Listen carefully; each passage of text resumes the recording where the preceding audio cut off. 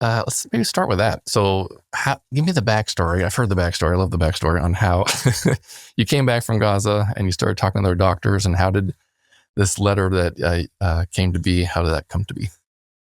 Yeah, I got back and I actually went to a conference in Michigan, and I sat next to Thayer Ahmed on a panel. He's an emergency room doc from Chicago, and we hadn't met, but I knew he had worked in Gaza, so we were just talking about it. And when I was there, I saw, or at least I recorded in my journal, that I saw 13 kids shot in the head in 14 days, the head or the chest. I think I think all but one, I think, were shot in the head, if I remember right. And that's just what I recorded. I probably saw more, but you don't just get a chance to record every single thing. And so, I just kind of casually mentioned, I was like, but when I was there, I kind of assumed there must be some sadistic soldier or sniper or drone team, who knows, in the vicinity of my hospital. And that's where this was all this horror was coming from. But when I met Thayer, who had been at a different hospital at a different time, I said, oh yeah, I couldn't believe how many kids I saw shot in the head. And he said, oh yeah, me too, like every day. And I said, oh, really? Okay, that's interesting. I wasn't expecting that. I don't know why I wasn't expecting that, but I wasn't.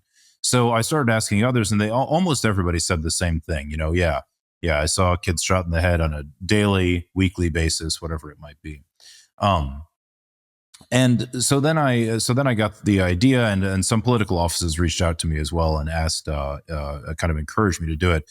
But I got the idea of there's been a lot of American healthcare workers, physicians, nurses, and also physical therapists and others, but mainly physicians and nurses who've gone over there, and they can report what they saw. That's not some dastardly thing to do.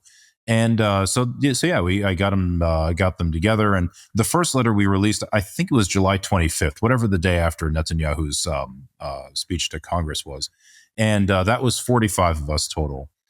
Just saying, that basically we all saw the same thing. We all saw children killed in this way, or at least harmed in this way. We all saw widespread malnutrition, et cetera, et cetera. Total lack of supplies in the hospitals, an unnecessary blockade, things like that. So that, interestingly enough, that, and this surprised me, that letter received absolutely no public attention whatsoever, other than a call from the New York Times opinion board. That was very, very weird to me. That was not because the Times board is this or that. It's just, you would think that, I don't know, my local newspaper would be interested in the fact that I wrote this, but no. But only the biggest newspaper was interested. Yeah, exactly. The Stockton Record wasn't interested, but the New York Times was.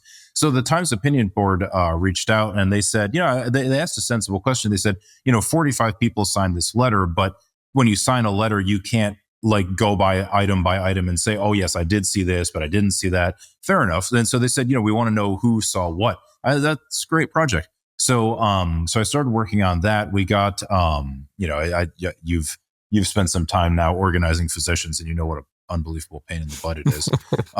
Especially with me. I think you've tried to have me on this podcast 3 times at this point, and I keep missing it.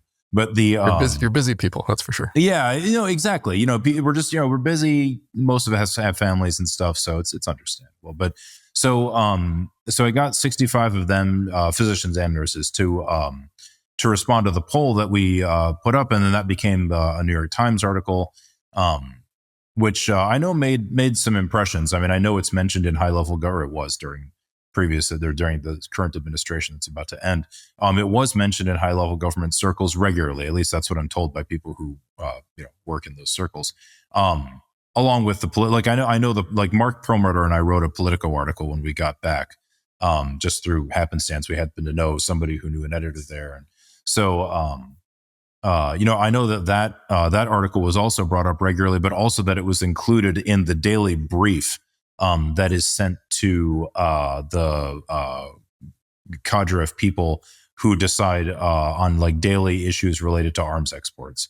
I was put in that little briefing that they get. So yeah, it's not like the information we've put out there is unknown to government officials. It's certainly not.